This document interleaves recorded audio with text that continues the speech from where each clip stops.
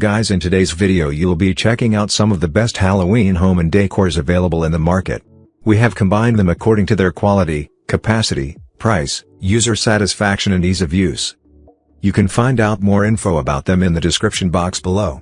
Make sure to subscribe to our channel and hit the bell icon below to be the first to know about any new videos. Ranking at number 4 we have Joadame Halloween 5FD Inflatable Pumpkin. This 5 feet wide spooky inflatable Halloween pumpkin comes with witch hat. When it is light up in the evening for the best attraction to neighbors and guests. At number 3 we have KokOTO Halloween Wreath Decoration. This witch wreath can place on a door or mantle to dress up your living space.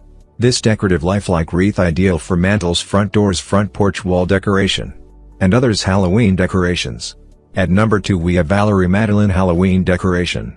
Valerie Madeline is a retail brand adhering to original designs.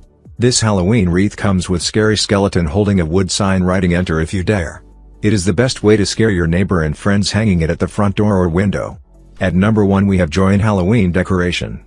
You can bring spooky fun to your Halloween party with this great detailed undead animated Halloween climbing witch.